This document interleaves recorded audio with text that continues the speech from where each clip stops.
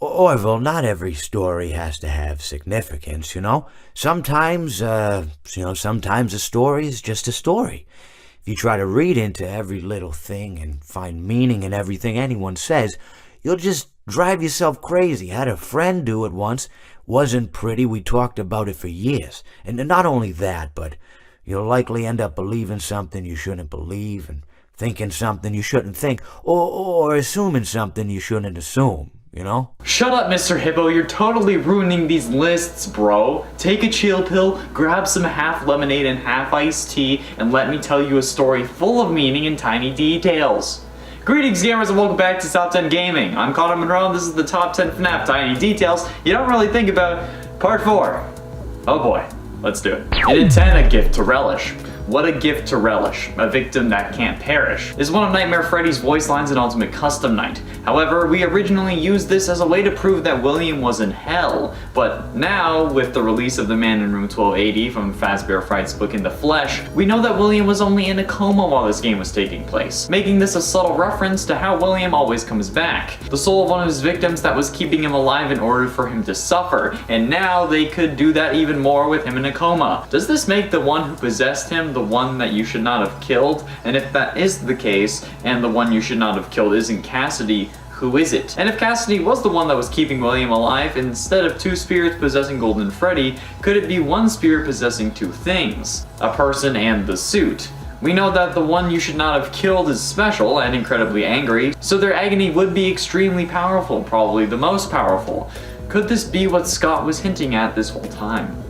Probably not, if I'm being honest. And at 9, nothing to lose. The Shadow Fears Me is one of Nightmare's Ultimate Custom Night death lines. However, Nightmare is a representation of William's wickedness, and since William is the purple guy who is meant to represent a shadow, and Nightmare represents death, that would mean that William fears death, which makes sense, especially when two of his kids were killed by things he made. But what happens after he no longer feels that sense of horror, once he's accepted death? I mean, we see it happen in The Man in Room 1280, where he asks to be taken to a Fazbear warehouse so that he can die. So why is that meaningful? Because once you accept death as an inevitability, you have nothing to lose. And the scariest thing isn't animatronic murder or being eaten alive by nightmare versions of characters that used to be your friends, it's a man with nothing to lose, because no matter what, you can't get any lower. It's honestly one of the scariest things in life. And once William no longer feared death, he was able to ascend in a sense, transferring his consciousness into a hard drive and becoming basically immortal. So yeah, that's pretty damn terrifying. And it 8, speeches. Telling a story comes with its own pressures and expectations. Mr. Hippo here is right, it does. We expect everything to lead somewhere, every tiny detail to mean something, and if it doesn't, we feel kinda robbed, I guess. But we're going to nitpick the hell out of these speeches, so I guess we haven't learned our lesson, have we? Why are these speeches about telling stories? Mr. Hippo, in my opinion, is Scott's stand-in in game. He uses Mr. Hippo to speak to us, and more or less Mad Hat, about trying to find every little detail in the series to find out the whole story. And honestly, we already knew that. But he keeps saying that not everything has meaning, and that there's no bigger story. What if that's true? What if there is no bigger story here, and we're just connecting things that don't actually connect? Each game could be its own universe for all we know, and Scott could just be telling us outright through these speeches. He also says something that I've been saying for a while, that we shouldn't believe every theory we hear, or treat them as fact and start assuming, because we may assume the wrong thing. Which is what I've been saying whenever someone says that one of my theories isn't right, because another theory has proved me wrong. Like, they're both just theories. Game theories. And we should just enjoy the series. And that's what Mr. Hippo is trying to say too. Maybe Mr. Hippo is supposed to be me. And at 7, corruption. The Ultimate Custom Night voice lines are very useful for these lists. And while going over all of them, I noticed a distinct difference between pre- and post-FNAF 6 animatronics. Particularly from Baby and the Puppet, since those are the only ones that were in both. Since the normal versions of both Baby and the Puppet say things like, "Seeing you powerless is like music to me," and "I guess you forgot about me." But as soon as we get to the FNAF 6 scrapped and trapped versions, we get things that are much darker, with lines like, "Time for your controlled shock," and "Let's see how many pieces I can cut you into from Scrap Baby," and "I've been looking for you, and now I will never let you go," along with "It will all be over soon" from Lefty, which is Charlotte's voice, but softer, calmer, and whispering, which makes it hella creepy. Considering how even though these kids are dead, they're still relatively positive about William's undoing, so much so that they can stay relatively positive and upbeat. But once he's escaped so many times, they finally break and start losing their optimism, resulting in darker views and more aggressive deathlines, which is honestly one of the darker things in the series to me. These kids get corrupted even after being optimistic after their death, which is horrifying to see. And once you notice, you can't unsee it. That's really sad. And at 6, Markiplier Could Be Canon. Did everyone else forget that Markiplier was in the launch trailer for Special Delivery, or was it just me? Because while reading up on the game looking for clues, it was listed right there in the trivia section. However, apparently it's unknown to even Markiplier himself if his inclusion in the trailer makes him canon. However, this would make him canon in my mind. Since Scott has made Map Pack canon, I'm sure Markiplier's inclusion makes him canon as well. So yeah, we're all out here thinking that Map Pack's canonicity could mean plenty of things for the series, but Markiplier is canon too. But that begs the question, who is he? Obviously he isn't the YouTuber Markiplier since he's working for the Fazbear Entertainment Company, but he has to be someone, right?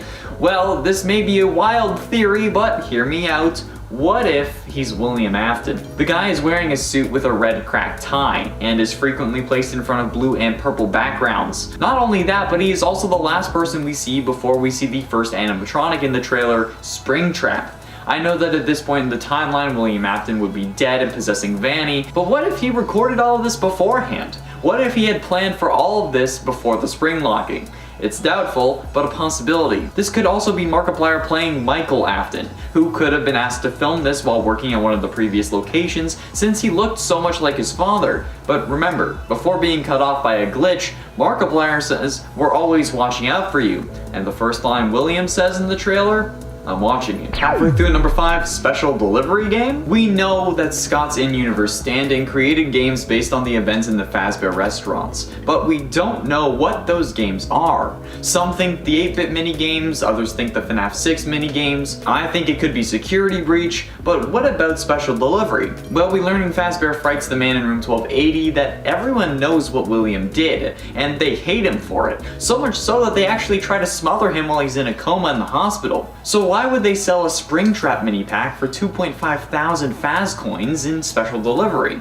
Isn't that just sensationalizing the guy that killed all those kids? Cause like, this pack gives the player a Springtrap plush suit for Endo, 3 Springtrap lures, and nobody seems to bat an eye. They even include other versions of Springtrap, like the poison one, who's purple for God's sake. So why on earth would that happen? Why would Fazbear Entertainment let that happen, especially if they were trying to rebuild their rep? If these are meant to be real animatronics going to people's houses, that's a horrible idea. However, they aren't. It's simply a game that was made by Scott Cawthon in-universe, meant to sensationalize and earn money off multiple tragedies. That's pretty messed up if you ask me. Also, I know it's not Scott, it's just he used his picture, but like, he has no name yet, so I'm calling him Scott, okay? And at 4, who is Vanny? We know that the main antagonist of the next game, Security Breach, will be Vanny, the reluctant follower of William Afton, whose normal version is most likely Vanessa, the security guard from promotional material. However, how did Vanny get possessed? Was she originally Tape Girl? Because if she was, why are the pieces of Glitch Trap still separated in FNAF VR? In Help Wanted, we need to collect all 16 tapes in order for Glitch Trap to attack us, so we can potentially beat the game by losing to him. So if Tape Girl had already done that, or tried to at least, why are those tapes still separate? Wouldn't they still be together in the tape room? It's not like William would have made her split them up again, or even let her do that if she tried. So who does that leave? Us. We're the ones who collect the tapes. We're the ones who lose to Glitch Trap. And no matter what you identify as, you aren't yourself in that game. You're whoever is testing the game. It's not going to be you yourself. It's going to be the protagonist that Scott intended. And who is that? Vanny. We are Vanessa. We get possessed, and now we need to help ourselves break free of William's control in the next game. Things are about to get messy, and I'm saying that about FNAF. So you know that this is going to be a show. It's already messy now. Oh, just you wait. And at 3, Lefty. Lefty, as we know, is an acronym for an animatronic meant to lure, encapsulate, fuse, transport, and extract the puppet and bring it to the FNAF 6 location. However, thanks to Ultimate Custom Night, we now know that there is room for more than just the puppet inside of Lefty, since when killed by Lefty, you can hear it say things like, "Shh, there is room for one more," and "Come spend eternity inside with me," along with "I'm so glad I found you, now let me make some room for you," which heavily indicates that maybe Lefty was also meant to capture William if he didn't make his way back on his own, since the order of salvaging is Molten Freddy, Scrap Trap, Scrap Baby, and then Lefty. So Henry could have just sent Lefty a command to come back once he got word that William had been salvaged, since Michael would have had to let him know as instructed in paragraph 4 of his contract. So Lefty could have been made to get both the puppet, also known as Charlotte, and William, forcing William to confront one of his first victims, and the one that started his undoing. Another one that he should not have killed, dare I say. Another one, not the actual one, chill out. Then ultimately in at number 2, Canon. Nightmare On was added in FNAF 4's Halloween DLC, along with Night Mangle and Nightmare Balloon Boy. Night Mangle's my version of Nightmare Mangle. However, Scott only deemed Nightmare Balloon Boy canon. The other two were labeled as non-canon. But if that's truly the case, why does Nightmare On show up in Ultimate Custom Night? Same thing with Nightmare Mangle. Why are these characters included in Ultimate Custom Night if they weren't meant to actually have these characters in universe? This doesn't really make sense to me, since this was a big help with MatPat determining the timeline, since we knew that in FNAF 4 Crying Child didn't know who the puppet or Mangle was yet, and because, you know, FNAF 2 location. But now they're fully canon? Or was it just that he saw them but didn't know why? And from that, this opens up so many doors and questions. Was it really Crying Child's mind that caused these hallucinations, or did William design them? If he did, why did he add stomach mouths? And why include animatronics your kid hasn't even seen yet, or may not even exist yet? Why is this a thing? Okay, how can this work with the way that we currently understand the timeline? We don't even understand the timeline.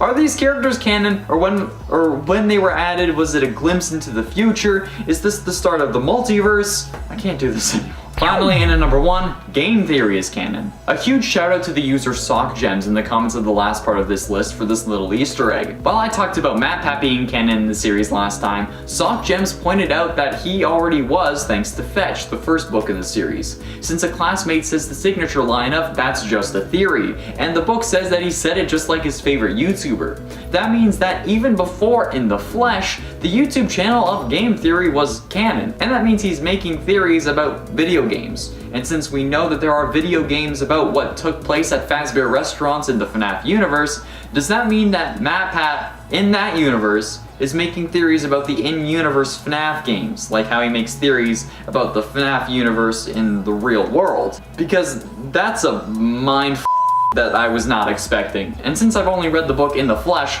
I did not know about this. So thank you, SockGems. And I love the name, by the way. And at 10, Endoskeleton. The excuse we get in the original FNAF game as to why the animatronics are attacking us is because we look like a naked endoskeleton and they want to put us in a suit because it's against company policy. First of all, why would you program animatronics in a pizzeria to try and enforce company policy, especially at night? And why would they directly come after us if that's the excuse? Like, why would they come all the way to the security room? But the main issue is, why aren't they attacking the naked endoskeleton, sometimes visible in the storage room? Bonnie will sometimes even go into the storeroom while the endoskeleton is in there, but nothing. Why is it that it will attack us, but not it? It's also violating company policy, isn't it?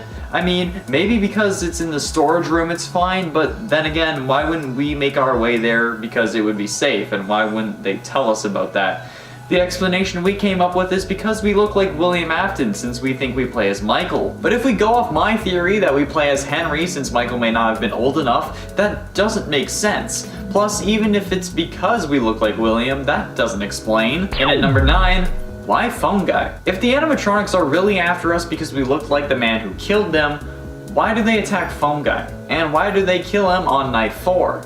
This is what originally made us think that Purple Guy was the Phone Guy, since this seems to mimic what we see in the FNAF 3 minigames where we see William get spring locked. But Scott confirmed that that wasn't true in the Ultimate Custom Night April Fool's update, so why did they attack Phone Guy?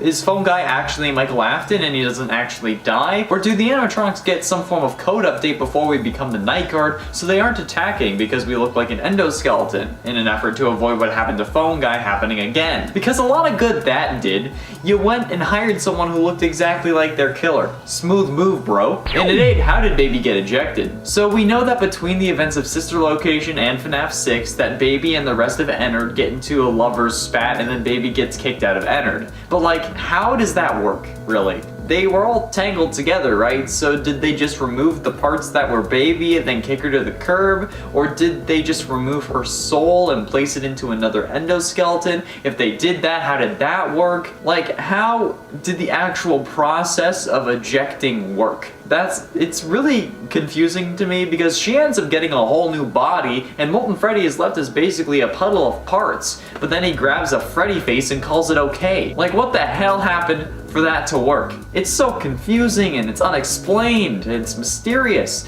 I know that they had a fight and I know that she got kicked out, but how did they actually physically remove her from the Ennard tribe, I guess? Scott, explain! What do you mean it's Arkansas? And at 7, Lore Keeper ending. I talked about the FNAF 2 minigames in another video or list, but what I'm really wondering now is about the FNAF 6 minigames, Fruity Maze, Security Puppet, and Midnight Motorist. These games, while not a big part of the game, are required to be beaten for the Lore Keeper ending, meaning that they would have lore significance. I mean, they obviously do, because we learn a lot from them, but how and why are these secrets hidden inside? The Fruity Maze ends up gory and trailing blood, with William Afton and presumably Susie in the reflection. But like, how can we see the reflection if we're the ones playing? Security Puppet recounts the origin of the puppet and how Henry's daughter Charlotte died. And Midnight Motorist recounts later that night, after William had killed Charlotte and returns home. But how did these little secrets get put into the game?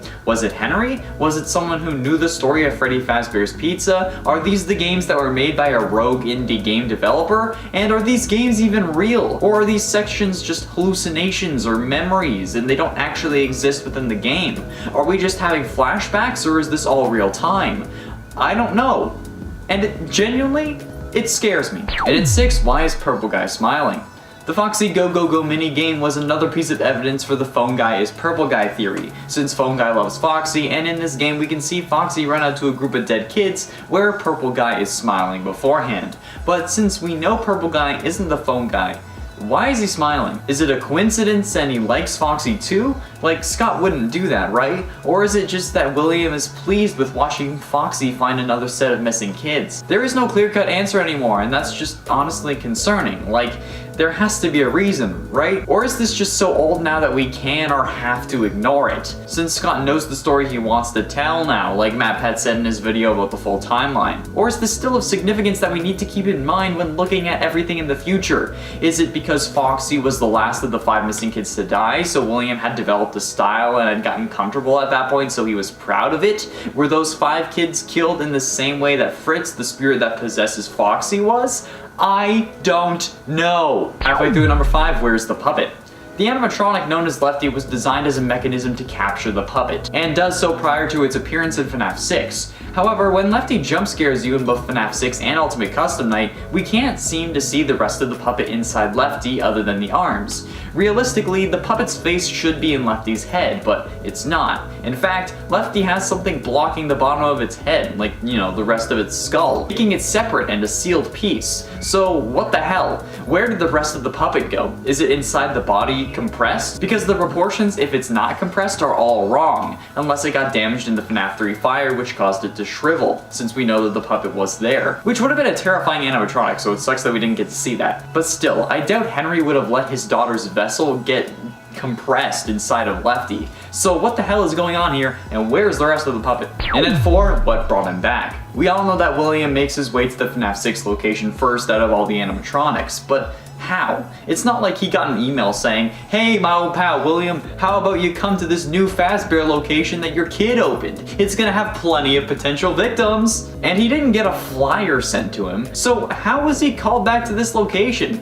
How were any of them called back, really? I know that he could have brought Lefty back because he had programmed her, But what made William, Molten Freddy, and Baby come back? Was it similar to the green bracelet for the puppet? Or was it playing those sounds like in FNAF 3 or in the vents in this game? How close did they have to be for them to hear it? Is it some sort of circuit thing that he could activate inside the animatronics with a remote?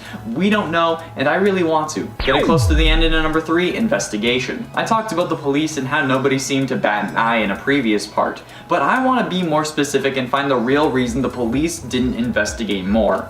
We know they did investigate thanks to the phone guy calls and Juniors from Midnight Motorist, but why didn't they investigate the smelly, oozing animatronics? The bodies were in there and they would know to investigate, especially when the place got shut down because the animatronics started oozing and leaking mucus and blood. Blood! How do you not look into that? Are you telling me there wasn't one single cop who didn't find that suspicious? There is no way the cops would have put 5 missing children's cases to bed that quickly. Yeah, the first 48 hours of a murder investigation are the most crucial, same thing with missing persons, but they don't usually give up after those 2 days. It's so weird and it makes me think that William had to have someone in his pocket. That's the only really questionable thing that I'm really stuck on. Like, why didn't they check the bloody suits?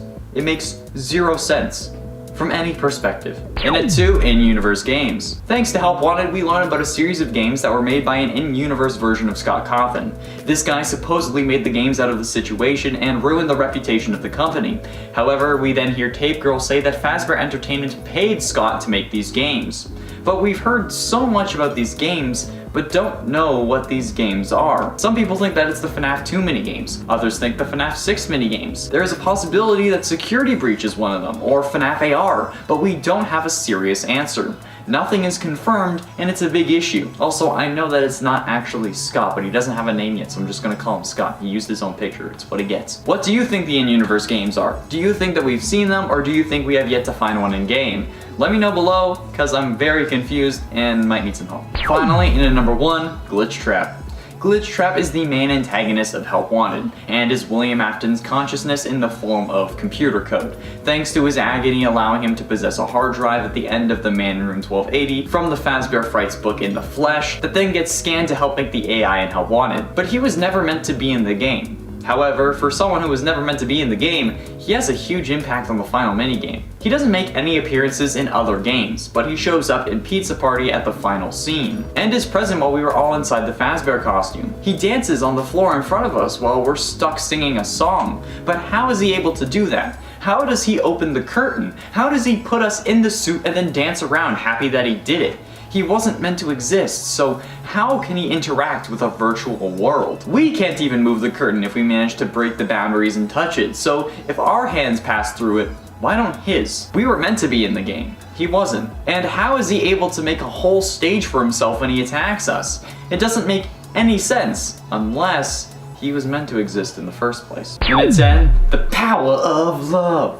The immense agony generated when you hear me sing. The immense agony generated when you get killed is the fuel behind how possession works in the FNAF universe. This makes you think, if agony is the most powerful emotion in this world, what do the other emotions do? Or rather, where are the other emotions ranked? If agony lets you possess animatronics among other things upon death, what would emotions like anger and love do? And what is the second most powerful emotion? How far does it radiate? Do all emotions just allow you to possess things? Just other emotions are less likely to do so?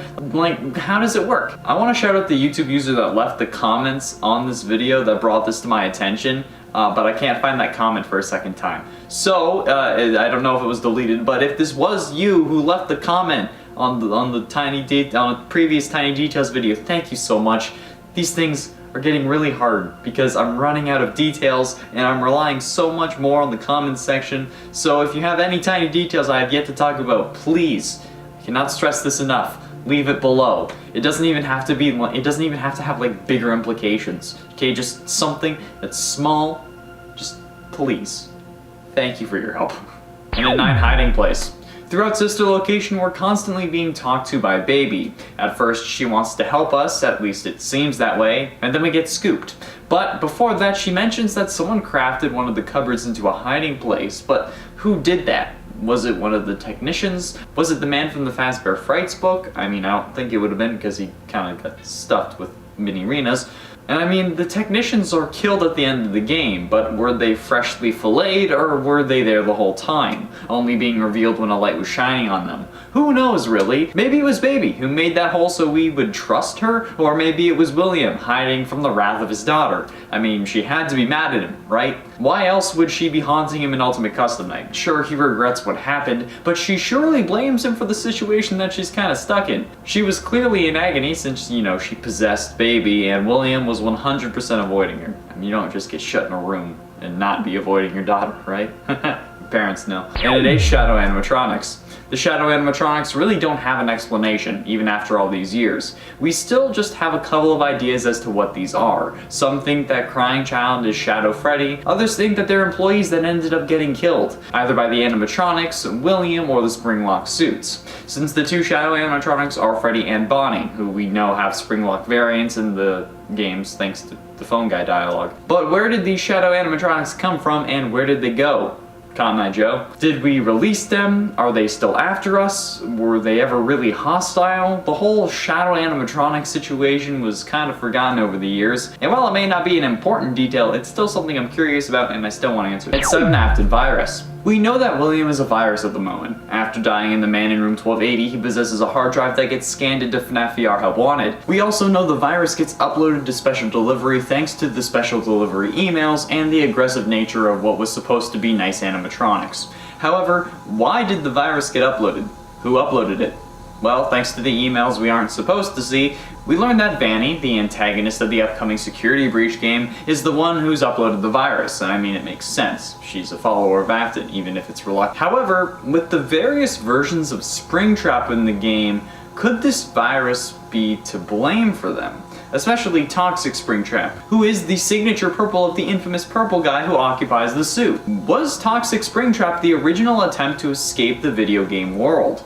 I mean, the AR game is the closest we've gotten to having FNAF animatronics in real life, and Scott isn't one to be afraid of being meta. I mean, he was the final boss of FNAF World after all. So could William's real plan to be to escape into our world? And would that tie in with the new Joy of Creation Ignited collection that Scott is helping to fund? Since in that game you play as Scott Cawthon, and the animatronics are coming after you, in the real world. I don't know, it seems possible. And at 6, Ballora glasses. In the Fazbear Fright story of Room for One More, we see a girl steal a pair of glasses that show her a dancing Ballora when she puts them on. It starts off sweet, but as we know, these animatronics don't mess around. Eventually, Ballora starts getting closer, basically just coming in for a kill, and in an effort to atone, the girl returns the glasses to their owner, only to have her daughter get caught by Ballora. The actual story though isn't important, so if I messed it up, please forgive me. What I'm really looking at here are the glasses. These glasses help this girl see Ballora when nobody else can. And this reminds me of something that we've experienced in the games, the Nightmare Animatronics. Could it be that instead of the illusion sound discs that we've been thinking caused the Nightmare Animatronics, that it was actually these glasses? And yes, I said Nightmare Sound Discs intentionally because I saw a comment that said please say just illusion discs. So no. Illusion sound discs. You can't tell me what to do. Scott himself said that these stories would help us solve things from the games. So what if Crying Child was wearing these glasses and that's how he saw the nightmares? It would explain why he wouldn't call for help, because he knew that nobody else could see them, and I doubt that they would have put on the glasses if he had asked. Plus, it would also explain why Michael knows what the Nightmare Animatronics look like as an alternate explanation to my he's a robot Crying Child theory, which I'm sure plenty of you want at this point. Halfway through and in number 5, Disassembled. In FNAF 1, we only had 5 animatronics to worry about, and no convoluted story. Freddy, Bonnie, Chica, Foxy, and Golden Freddy was our cast of characters, compared to the over 50 that appear in Ultimate Custom Night. However, even out of all 50 plus, Golden Freddy is still the most interesting and mysterious. In the first game, he had no endoskeleton. He seemed to just be a floppy suit with 2 glowing eyes that somehow was able to teleport through walls, and some believed to be able to cause hallucinations like the infamous "It's Me" text and "Eyeless Bonnie," along with changing posters on the wall and generating news articles that show us more lore. But how? And why? Why is he so limp? The amount of jokes I could make for that. Is his endoskeleton the one in the storage room, and why was it removed in the first place? Was it for cleaning or something? Because let's be honest, if the animatronics are leaking mucus and blood and smell like death and don't get washed, I doubt that they'll be cleaning Golden Freddy. Some think that it's because he caused the bite of 87, but there is evidence for other characters as well, and nothing has been confirmed. So, why? And at 4 glitch. Continuing on Golden Freddy, how does he have these powers? How can he move in and out of the office at will, basically moving through walls and causing weird hallucinations that give us issues for 7 years? Yet we still don't know how it's possible. This should, in reality, be incredibly hard to do, if not impossible, because even in the FNAF world, this kind of thing is hard. Is this what the other emotions can do, or is this agony stretching so far that they can move through solid objects and hide from our vision? Why have we not tried to figure this out? We kind of just accepted that he can do this, and then we moved on. Like, what the actual hell is this little freaking goddamn golden bear? Is he a bear? Yeah, he's a bear. Like, he can just come in and out whenever he wants, crash us to the desktop, and then laugh as we have to reboot it like he just loaded Skyrim for the 40,000th time without mods. Like, where did this man come from? And at 3, hallucinations. The hallucinations from FNAF 1 are their own story too. Where did they come from? Is it Golden Freddy? If it is, why do we need to see them, or why do we see them in the first place? Are they actual newspaper articles, or are we just fully hallucinating? Is this real life, or is this just a fantasy? Caught in a landslide, escape Golden Freddy. But seriously, why are we seeing these things other than it being important to the mystery of the game? Is there something more going on here that we haven't discovered yet? Is Golden Freddy the one changing these articles and posters, or are we somehow doing it ourselves? These hallucinations, or whatever they are, have some sort of explanation behind them. I just need to know what that explanation is. In a 2, Seen in the Shadows.